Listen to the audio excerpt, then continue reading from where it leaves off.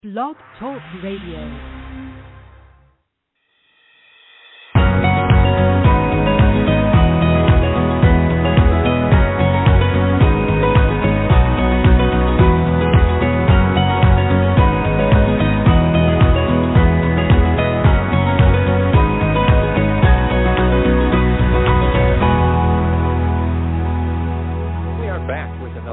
Episode of Viatorian Voices, our conversations on the way.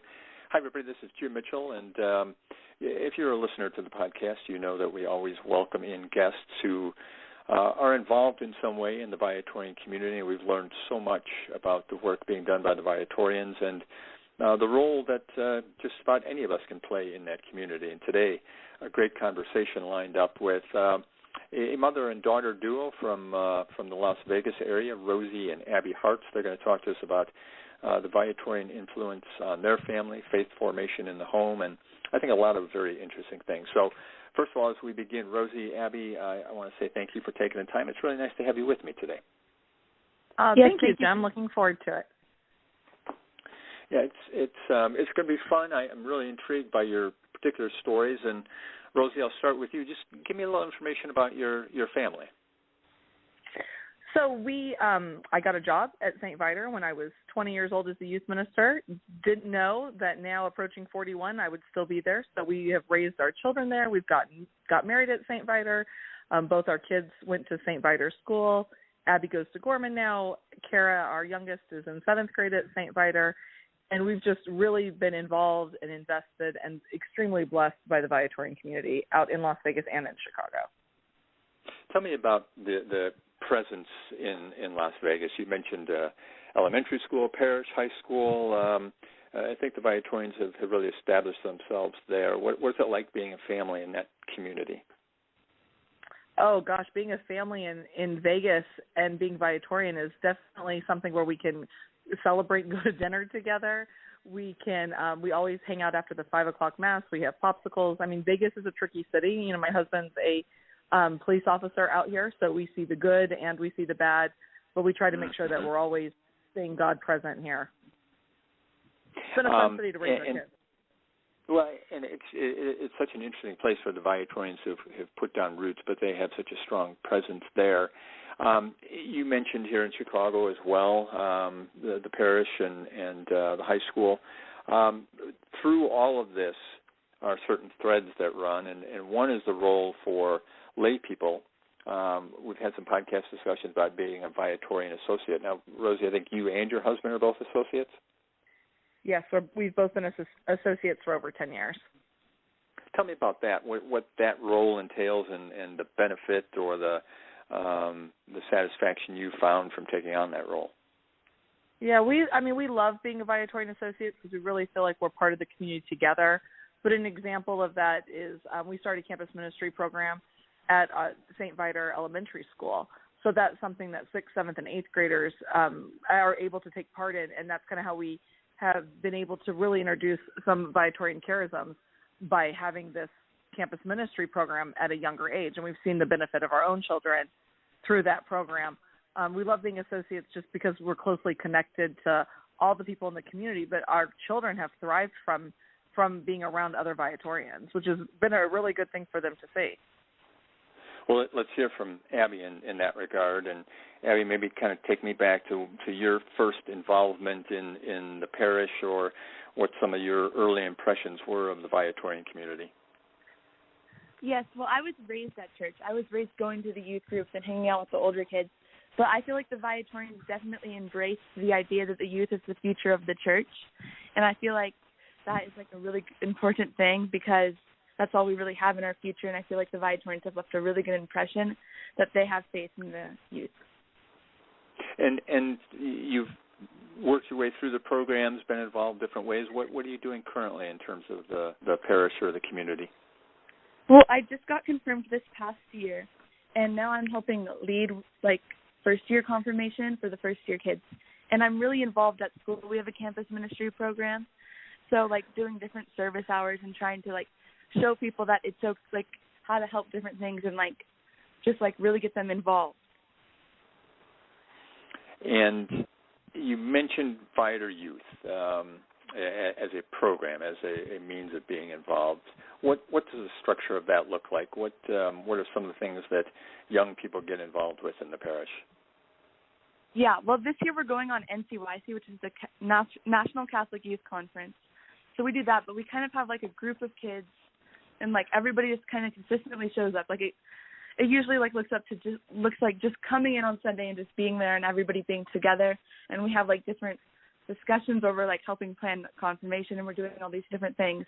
But it's more about like being together in community and not like being like all separated or like on Zoom screens. Like it's just nice to see faces.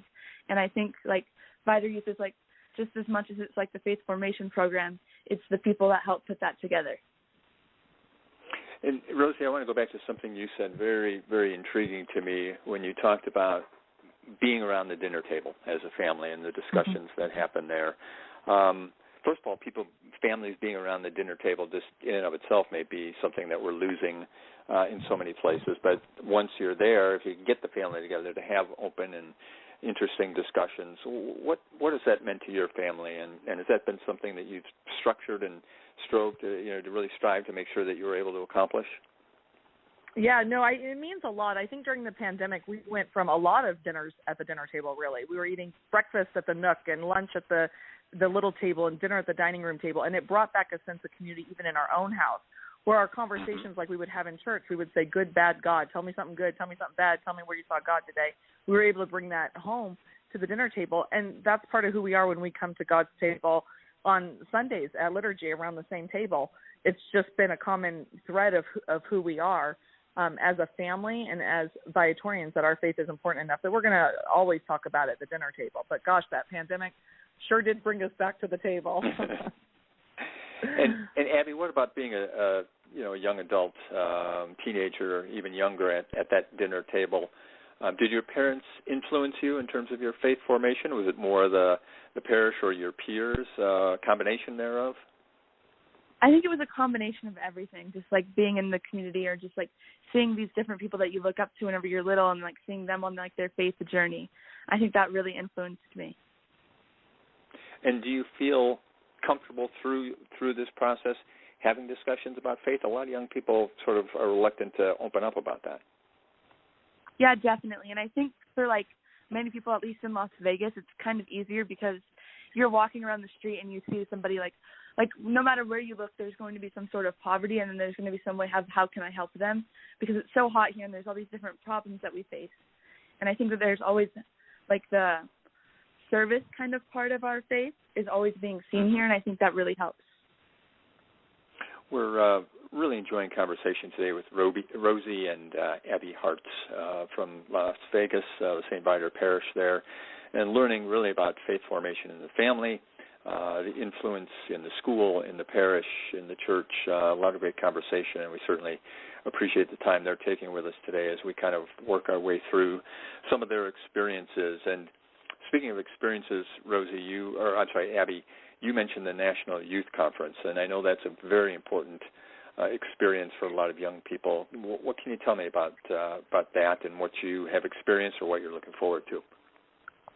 Yes, I was able to go the last time it happened in 2019, and I think it was really moving because, like, one of the main things that we did there was Adoration, and I've never seen Adoration done like this, but it was just like you're in this arena, so like where you'd see like a football game, and it's filled with teenagers that like are all into their faith, and I think that's just so unique because you're not going to get that experience anywhere else.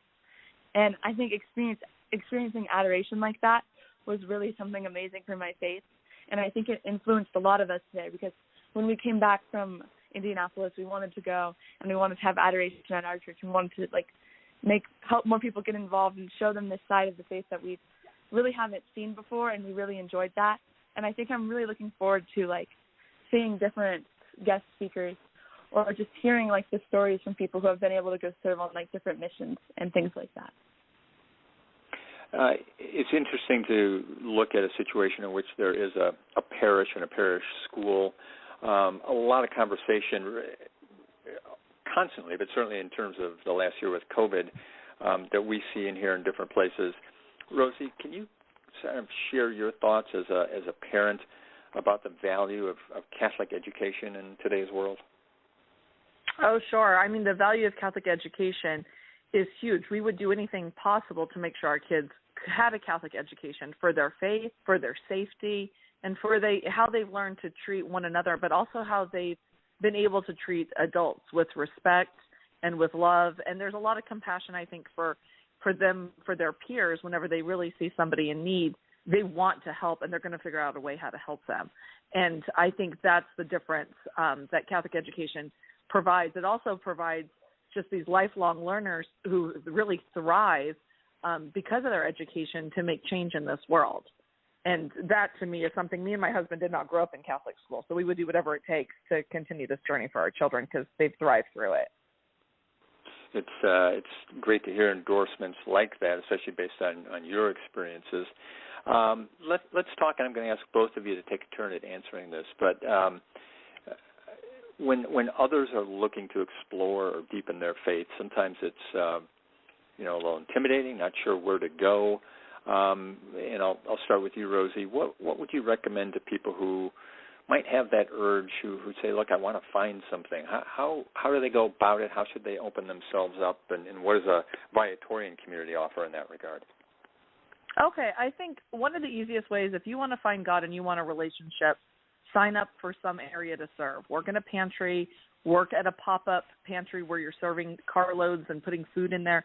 Do something where you see the face of God in others. And I think that always opens up the conversation that you really want to have through prayer, but it makes your heart soften and it makes your heart thrive to help others. And I always think service is the easiest way to open up a relationship with God. And when you're serving with others, that opens up more doors for youth ministry. And Abby, what are your thoughts there? I agree. I think, too, seeing God in just, the little things, if you just, are looking for, to start, building up, a relationship with God, just seeing where you saw him throughout your day. And, I feel like prayer for some people can come off as, really intimidating. And I think it's, you just got to, it's just a conversation with you and God. And, you can just make it as casual as, a normal conversation. You just be hey, Jesus, or whatever, however you want to do that. But you can make it as casual as you want it to be. And it doesn't have to be some big ordeal because you can get, not a lot of people just jump into the pool. They just, walk, into the pool. You just get, your toes, in. You know what I mean? Just, slowly get into it. So let me ask you this, Abby, and we've got a minute or so left here. You talked about prayer. You talked about conversation. In talking to some of the Viatorians on this podcast and throughout other dealings, I often hear about listening, listening to God's word, listening to God's call. How would you explain to your peers, to young people, about listening and being open to hearing from God? I think that, for young people at least, listening is really hard, and that it's really hard just to find the time to, want to be quiet and want to listen or just want to look for these different, signs that you think you're looking for. But I think listening happens sometimes in the times that you're not expecting it. I just got my driver's license, and I feel that's, a time where I can sometimes, listen to God, or, I have, sometimes, a church song comes on, randomly, and I'm oh, wow, this is, such a God sign, and then, it just kind of helps set the tone for the day. But, I think God signs are, a little bit of, me listening to God. Sometimes, I'm thinking about something and I'm worried, and then something happens, and I'm oh, my God, this is, where I just saw God, and that just, really improved my day. Well, that's a great perspective, and certainly very interesting conversation today, and I want to thank you both for being here. Rosy and Abby Hartz from the Las Vegas community, St. Viator community out there, sharing a great deal about their faith journey, and we really do appreciate the time it took to be with us. The Viatorian community, of course, proclaims Jesus Christ and his gospel and raises communities where faith is lived, deepened, and celebrated. Founded by Venerable Louis Curbs, the Viatorians are professed brothers and priests and lay associates, as you heard today, striving to do everything well so that through us Jesus may be adored and loved. And that includes the St. Viator Catholic Community and its faith formation programs, from children's faith formation to sacramental prep to Viator youth activities. This community strives to prepare students to live in the world as responsible Catholics through knowledge of their faith. And to keep up with the activity, follow at Viator Youth on Instagram, or visit stviator.org, and that's stviator.org for more information. On behalf of the Viatorian community and Rosy and Abby Hartz, I'm Jim Mitchell. Thanks so much for listening and being a part of our podcast today.